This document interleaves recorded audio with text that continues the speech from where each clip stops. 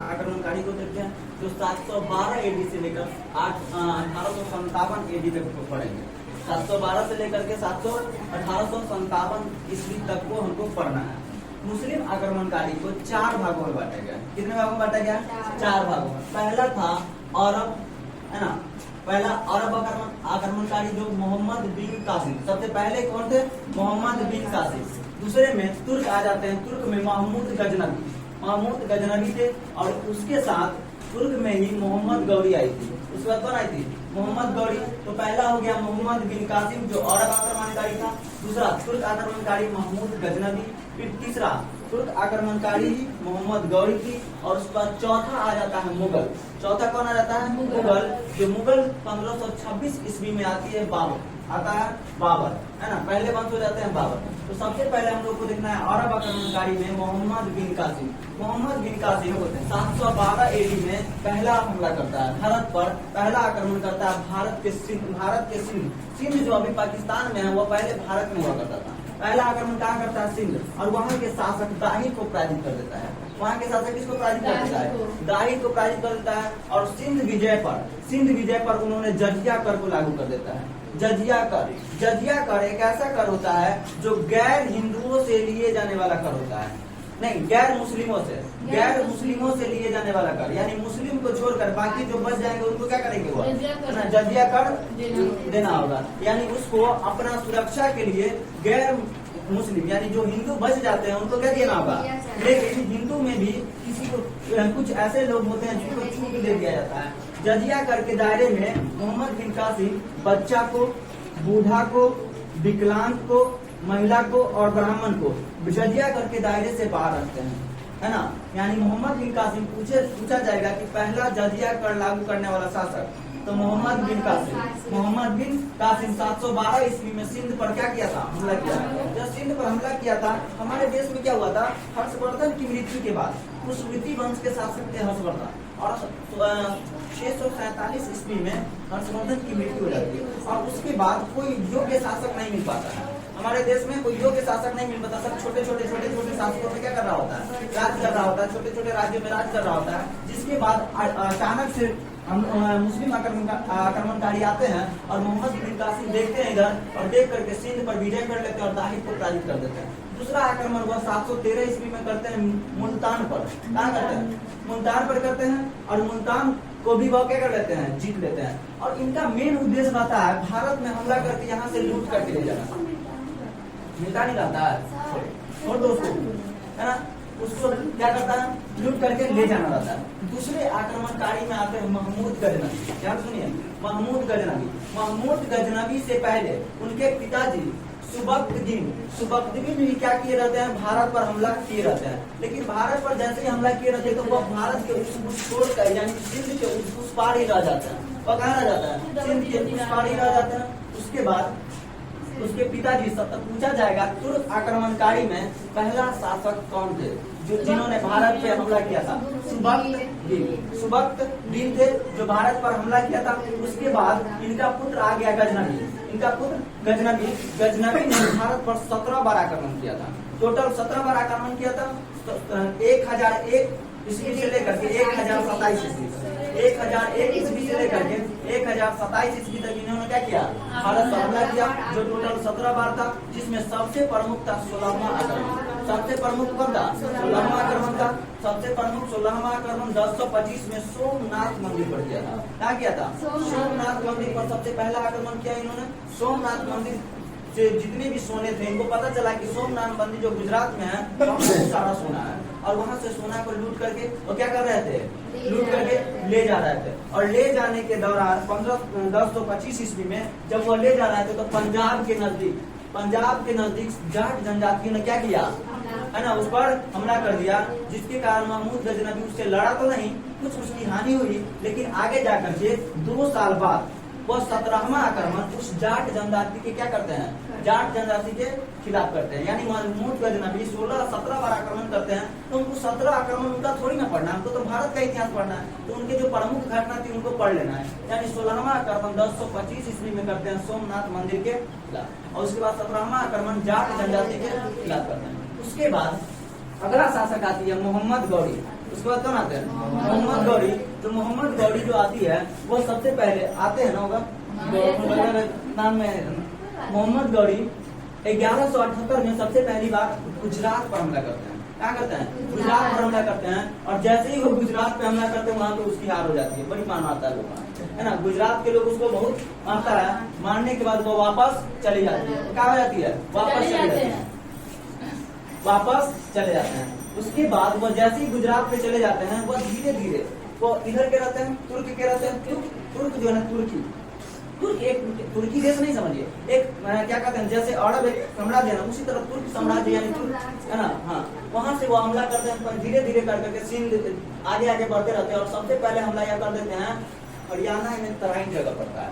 हरियाणा में तराइन जगह पड़ता है। और उस समय वहाँ के शासक रहते हैं, अजमेर के शासक रहते हैं, यानी राजस्थान अजमेर के शासक रहते हैं पृथ्वीराज चौहान। तराइन का प्रथम युद्ध 1191 में तराइन का युद्ध होता है। और पृथ्वीराज चौहान वहाँ के रहते हैं, है ना। पृथ्वीराज चौहान, और पृथ्वीराज चौहान एक महान योद्धा रहते हैं। क्या रहते हैं? महान योद्धा रहते हैं। और पृथ्वीराज चौहान से जैसे ही तराइन की युद्ध होती है, मोहम्मद गौरी की हार हो जाती है। मोहम्मद गौरी की क्या हो जाती है? हार हो जाती है।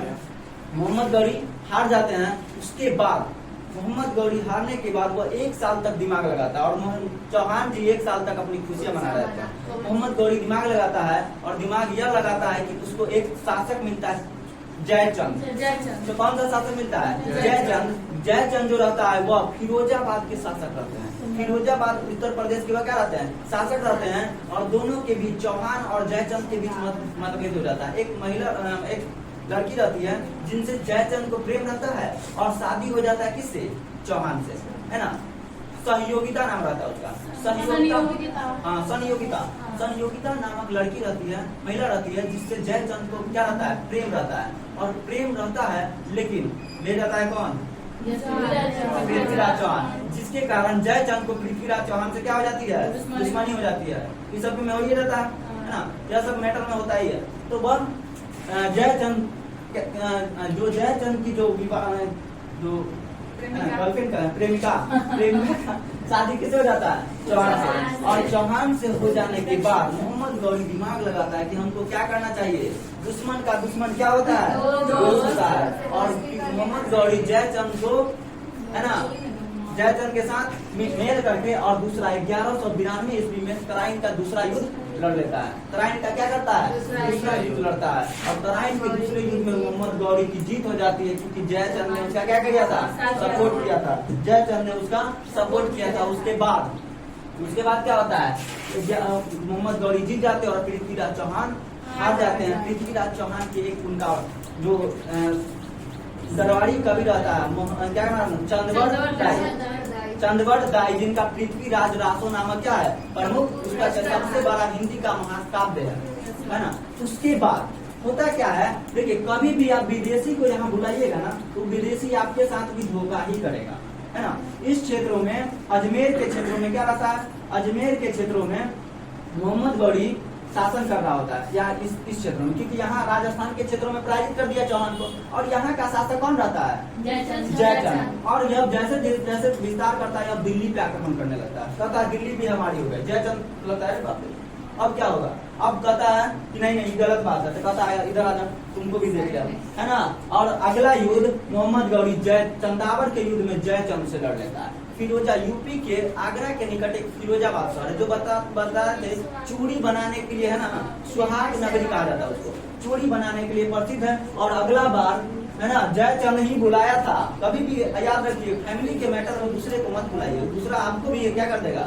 और यह हमारी आपसी देश का लड़ाई था। और जयचंद ने बुला लाया किसको? गौरी को। और आगे जाके चंदावर के युद्ध में जयचंद को भी गौरी ने क्या कर दिया? हरा दिया। जयचंद को भी हरा दिया। और गौरी प्रमुख शासक के रूप में उभरे। गौरी प्रमुख शासक के रूप में उभरे। गौरी के दरबार में 4 विद्वान रहते, नहीं, 4 प्रमुख सेनापति था। ऐबक, बख्तियार खिलजी और उस्ताद, ऐसे करके 4 थे। ऐबक, बख्तियार खिलजी, जिसमें 2 प्रमुख थे, कुतुबुद्दीन ऐबक और बख्तियार खिलजी। मोहम्मद गौरी जब अपनी मृत्यु के नजदीक आती है, तो अपना सारा संपत्ति और अगला शासक ऐबक के रूप में दे देता है, और अपनी बेटी का विवाह कुतुबुद्दीन ऐबक से कर देता है। जिसके कारण सेनापति तो 4 रहते हैं, अगला शासक बनता कौन है? कुतुबुद्दीन ऐबक। क्यों बनता है?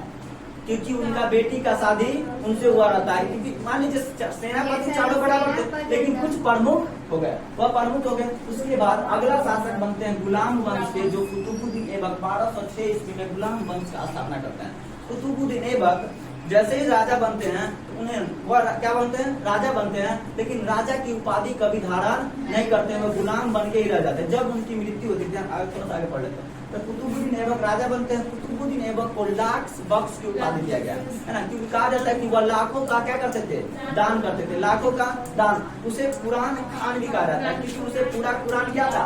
याद था, उसे पूरा कुरान याद था, इसीलिए उसे कुरान खान भी कहा जाता है। और आगे जाकर के कुतुबुद्दीन ऐबक जब चौगान खेल रहे होते हैं, तो चौगान खेलने के दौरान उनकी क्या हो जाती है? कुतुबुद्दीन ऐबक बहुत सारे काम भी करते हैं। 2.5 दिन का झोपड़ा बनाते हैं। कहा जाता है कि अजमेर में एक क्या रहता है, क्या कहते हैं, एक संस्कृत स्कूल रहता है, संस्कृत स्कूल रहता है। उसको 2.5 दिन में पेंट उन करके दे और चमका उमका देता है, उसे ही 2.5 दिन का झोपड़ा कहा गया। 2.5 दिन में पेंट उन करके चमका दिया, उसे ही 2.5 दिन का झोपड़ा कहा गया। जो कुतुबुद्दीन ऐबक के एक गुरु थे बख्तियार काकी, और बख्तियार काकी की याद में क्या बनवाते हैं? कुतुब मीनार का नींव रख देते हैं। कुतुब मीनार का क्या कर देते हैं? नींव रखते हैं, लेकिन वो बना नहीं पाते हैं। उसके बाद कुतुबुद्दीन ऐबक क्या करते हैं? चौगान खेल रहे होते हैं। चौगान खेल रहे होते, चौगान होता है क्या? घोड़ा पर चढ़ करके और उसको क्या करना? मारना। पोलो का घोड़े पर चढ़ करके उसको मारना। जैसे ही वैसे मारता है, बेचारा गिर जाता है। क्या रहता है? गिर जाता है। और पीछे से बहुत सारा घोड़ा आ रहा होता है, उसको क्या कर देता है? उछल देता है, थाम देता है बेचारा। 400 किलो का एक घोड़ा होता है ना, इस तरह से उसको कुचल देता है। और ऐसे कुतुबुद्दीन ऐबक की क्या हो जाती है? मृत्यु हो जाती है। इसके बाद एक अगला शासक बनता है जो योग्य नहीं रहता है, और उसके बाद कुतुबुद्दीन ऐबक का जो और अगला शासक बनता है जो कोई काम का योग्य नहीं रहता। उसके बाद उनका दामाद रहता है इल्तुतमिश। इल्तुतमिश क्या करते हैं? राजा बनते हैं। इल्तुतमिश राजा बनते हैं, और इल्तुतमिश में बहुत सारे काम करते हैं। इल्तुतमिश एकतादारी व्यवस्था को लागू करते हैं, पहला मदरसा का स्थापना करते हैं, और इल्तुतमिश की मृत्यु के बाद ऐसे करके चलता है। आगे आ जाता है कौन? रजिया सुल्तान। रजिया सुल्तान के बाद कौन आता है? बलबन, है ना, बलबन आते हैं। उसके बाद धीरे धीरे करके खिलजी वंश, तुगलक वंश, है ना। खिलजी वंश में सबसे जलालुद्दीन खिलजी स्थापना करते हैं, और प्रमुख शासक रहते हैं अलाउद्दीन खिलजी। अलाउद्दीन खिलजी खिलजी वंश के प्रमुख क्या है? संस्थापक है, जिनको द्वितीय सिकंदर कहा जाता है। द्वितीय सिकंदर कहा जाता है। उन्होंने सबसे पहला अभियान गुजरात के खिलाफ करता है, गुजरात अभियान करता है। वो अलाउद्दीन खिलजी के दरबार में वो दक्षिण भारत का अभियान करता है, तो एक शासक मलिक काफूर को खरीद कर ले आता है। एक व्यक्ति मलिक काफूर को खरीद कर ले आता है, 1000 दिनारी जिसको कहा जाता है। किसको क्या कहा जाता है? 1000 दिनारी कहा जाता है। उसके बाद उनका नजर पड़ता है मेवाड़ के शासक राणा रतन सिंह। राणा रतन सिंह के खिलाफ, और वो अभियान राणा रतन सिंह के खिलाफ अभियान करते हैं। इसलिए नहीं कि उनका राज्य जीतने के लिए, क्योंकि राजा रतन सिंह की एक पत्नी रहती है पद्मावती, वो बहुत प्रभावित हो जाते हैं, और उसको जीतने के लिए वो क्या करते हैं? अलाउद्दीन खिलजी मेवाड़ का अभियान करते हैं, और मेवाड़ के अभियान में वो विजय होते हैं। लेकिन पद्मावती उनको हाथ नहीं लगते हैं, क्योंकि वहाँ की जितने भी महिलाएं और उसके साथ पद्मावती भी अपने पति के मृत्यु के बाद या अपने हार के बाद तो क्या कर लेते हैं? जौहर विधि से प्राण को त्याग देते हैं। जौहर विधि से प्राण को त्याग देते हैं। अलाउद्दीन खिलजी के बाद आ जाता है तुगलक वंश। तुगलक वंश का स्थापना किया था गयासुद्दीन तुगलक, और उसके बाद अगले शासक आते हैं मोहम्मद बिन तुगलक, जिनको पगला सुल्तान कहा जाता है। क्या कहा जाता है? पगला सुल्तान कहा जाता है। पगला सुल्तान क्योंकि इसलिए कहा जाता है क्योंकि उन्होंने क्या किए थे, है ना, अपनी राजधानी को दिल्ली से देवगिरी स्थापित कर रहे थे, और उस समय गर्मी का समय था, बहुत सारे लोगों की मृत्यु हो गई, है ना। वह असफल हो गया। फिर से कहा कि दिल्ली रहेगा, फिर से क्या कहा? दिल्ली रहेगा। दूसरा काम क्या करते हैं? तांबा का सिक्का जारी करते हैं। चांदी के सिक्का के बदले तांबा का सिक्का चलाते हैं, जिसके बाद उस पर कोई मोहर, कोई प्रमाण नहीं रहने के कारण लोग अपने घर में सिक्का को छापने लगते हैं। यह भी उसका क्या हो जाता है? योजना असफल हो जाता है। यह भी योजना क्या हो जाता है? असफल हो जाता है। दूसरा क्या होता है कि वह युद्ध लड़ने के लिए अपने सैनिकों को 1 साल का वेतन पहले दे देता है ना, और बाद में जाके पता चलता है कि वो क्या कर लिया? हाथ मिला लिया, नहीं लड़ेंगे हम लोग, है ना, नहीं लड़ेंगे, जिसके कारण यह योजना भी उसकी असफल हो जाती है। वह क्या कहते हैं 40 भाषाओं का ज्ञाता विद्वान 23 भाषा का 23 भाषा का क्या रहता है जानकारी रखता है, लेकिन फिर भी जाकर के उनको क्या कहा जाता है पगल सुल्तानी कहा जाता है। उसके बाद आता है मोहम्मद बिन तुगलक, है ना, FBT। मोहम्मद बिन तुगलक कुछ अच्छे काम करते हैं, जजिया कर को पूरी तरह खत्म कर, नहीं जजिया कर में ब्राह्मण को भी शामिल कर देते हैं, है ना, सिंचाई व्यवस्था के लिए नहर निर्माण का कार्य करता है। और उसके बाद तुगलक वंश खत्म हो जाता है। सैयद वंश के बाद सैयद वंश बहुत छोटा है। सैयद वंश के बाद खिज का स्थापना किए थे, खिज का सैयद वंश की स्थापना खिज का किए थे। उसके बाद आ जाते हैं लोधी वंश। लोधी वंश का स्थापना किए थे बहलोल लोधी, और वो उन्होंने बहलोल सिक्का का भी प्रचलन किया। और आगे आगे इसका सबसे अंतिम शासक रहता है कौन, इब्राहिम लोधी, जो सबसे बकलोल रहता है। इससे पहले सिकंदर लोधी रहता है, जो आगरा शहर का क्या किया था, आगरा शहर का स्थापना सिकंदर लोधी ने किया था। आगरा शहर का स्थापना सिकंदर लोधी। उसके बाद आ जाते हैं इब्राहिम लोधी। इब्राहिम लोधी को अगला मुस्लिम आक्रमणकारी 1526 में बाबर क्या कर देता है, पराजित कर देता है। तो क्या आता है, बाबर क्या कर देता है, पराजित कर देता है। और 1526 में आगे क्या कहते हैं ना दिल्ली सल्तनत, इस काल को कहा जाता है दिल्ली सल्तनत का काल। आगे आ जाता है मुगल काल। आगे कौन काल आ जाता है, मुगल काल आ जाता है। और मुगल काल में बाबर क्या करते हैं, मुगल की स्थापना बाबर करते हैं 1526 में पानीपत के प्रथम युद्ध में। बाबर जैसे ही भारत में आता है तो इब्राहिम लोधी थे, उनके चाचा बाबर को बुला लेते हैं, और इस तरह से बाबर हमारे देश में कब्जा कर लेता है। बाबर पहला ही युद्ध लड़ता है, पूरा तैयारी के साथ आया था। बाबर क्या करता है, पूरी तैयारी के साथ आता है। 1526 में इब्राहिम लोधी को पराजित करके मुगल वंश की स्थापना करता है। 27 में भी युद्ध लड़ता है, 28 में भी, 29 में और 30 में मर जाता है। 26 में पानीपत का दूसरा घाघरा का, है ना, पानीपत का घाघरा का चंदेरी का युद्ध होता है, और खानवा का युद्ध 1529 में होता है, और 1530 में मृत्यु हो जाती है। 1530 में मृत्यु के बाद अगला शासक आ जाते हैं हुमायूं। कौन आ जाते हैं, हुमायूं। अगला शासक आते हैं हुमायूं, जो 30 से लेकर के वो 40 तक अपना शासन करते हैं। और 39 में क्या कहते हैं, कन्नौज के युद्ध में हुमायूं के साथ उनका मतभेद होता है, खिलाफ होता है। उसके बाद 40 में बेलग्राम के युद्ध में हुमायूं को बुरी तरह से पराजित कर दिया जाता है। और कहाँ चले जाता है वह उनको भगा दिया जाता है। उनको क्या कर दिया जाता है, इस देश से भगा दिया जाता है। वो इस देश से भाग करके चले जाते हैं अपने देश अफगानिस्तान के काबुल में। उसके बाद अगला शासक अकबर आते हैं, जो मुगल काल का स्वर्ण काल कहा जाता है। अकबर को मुगल काल का क्या कहा जाता है, स्वर्ण काल कहा जाता है। ये बहुत अच्छे तरह के शासन को चलाते हैं। जजिया कर को पूरी तरह से खत्म कर देते हैं। अकबर के दरबार में नवरत्न रहते हैं, जिसमें सबसे प्रमुख बीरबल रहता है। सबसे बीरबल का मेन नाम महेश दास रहते हैं। तो अकबर को मुगल का क्या कहा जाता है, स्वर्ण काल कहा जाता है। तानसेन रहते हैं, या अबुल फजल रहते हैं, मुल्ला दो प्याजा रहते हैं, टोडरमल रहते हैं, अबुल फजल रहते हैं, मान सिंह रहते हैं, अमीर खुसरो रहते हैं। इस तरह से उनके दरबार में नहीं पता चलो। तो नवरत्न रहते हैं। नवरत्न के बाद अकबर की शादी जोधा के साथ होती है, और जोधा उनको बड़ी समझाती है, कहती देखिए महाराज आप क्या है, साइंसदान है ना। तो जोधा के साथ शादी होती है। जोधा एक क्या रहती है, हिंदू है ना, राजपूत शासक, राजपूत की बेटी रहती है। वो समझाती है देखिए आप जजिया कर जो लागू है ना, जजिया कर जो हिंदुओं से ले रहे हैं यह गलत है। जजिया कर क्या गलत है, क्योंकि बात बताइए आप अगर राजा है तो सभी के लिए है, क्या हिंदू से जजिया कर लेते हैं, हम भी तो हिंदू है। कथा अच्छा है ना, उसका बात मानता है। और अकबर जजिया कर को पूरी तरह से क्या कर देता है, खत्म कर देता है। उसके बाद आ जाते हैं उसका बेटा सलीम बनाते हैं। सलीम बचपन का नाम जहांगीर का रहता है। सलीम आगे जाकर उनका नाम पड़ता है जहांगीर। क्या करता है, और यह अपना शादी नूर जहां से करता है ना। और इनके दरबार में एक पर्व चल रहा होता है, नवरत्न पर्व, नवरोज पर्व में क्या होता है, सभी लोग तैयार होकर के आते हैं। नवरोज पर्व में क्या होता है, सभी लोग तैयार होकर के आते हैं। और नवरोज पर्व में जैसे ही अपना हर एक साल नवरोज में शादी करता रहता है ना। नवरोज में क्या करता है, बहुत सारा नहीं पता है। नवरोज में शादी कर रहे होते हैं, जिसके बाद जैसे ही पता चलता है शाहजहां को, होता क्या है ना कि जैसे पुत्र बड़ा हो गया, पापा को कमी से देकर के चलना होता है ना। लेकिन इसमें यह हो रहा होता है कि शाहजहां का भी शादी हो चुका है ना, इनको भी बेटा हो रहा है, इनको भी हो रहा है। तो यह ठीक नहीं होता है, जिसके कारण शाहजहां ने नवरोज पर्व को ही क्या कर देता है, खत्म कर देता है, और इनको राजा की गद्दी से हटा देता है।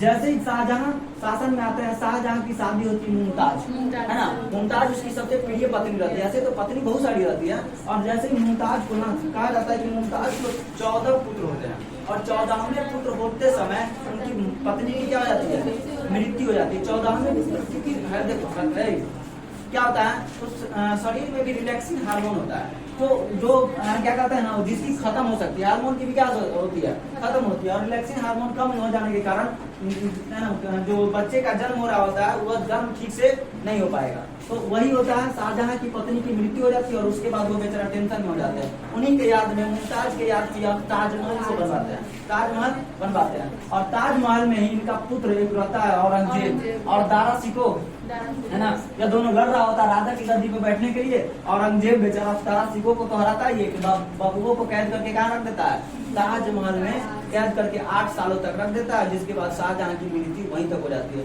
और उसके बाद आ जाते हैं औरंगजेब। औरंगजेब को तो शासन सबसे ज्यादा चला था शिवाजी के साथ। शिवाजी इनको बहुत पछाड़ मारे थे, लेकिन शिवाजी को यह क्या कर दिया, हरा दिया। शिवाजी नहीं हारते, शिवाजी को हराने के लिए आ गया 1761 में कौन, पानीपत का तीसरा युद्ध जो युद्ध हुआ था, वह पानीपत का तीसरा युद्ध जो हुआ था वह किसके बीच हुआ था, मराठा साम्राज्य और अहमद शाह अब्दाली। और अहमद शाह अब्दाली ने शिवाजी को बुरी तरह पराजित कर दिया, जिसके बाद, है ना, यह औरंगजेब भी बचे रहे। और औरंगजेब अपने आप को जिंदा पीर कहता था। क्या कहता था, जिंदा पीर। औरंगजेब आ गया, उसके बाद ऐसे औरंगजेब के बाद मुगल काल धीरे धीरे अवनति की ओर जाने लगा, नीचे की ओर गिरना। और सबसे अंत में बहादुर शाह जफर, जो 1857 की क्रांति में इसे क्या कर दिया गया, रंगून निर्वासित कर दिया गया।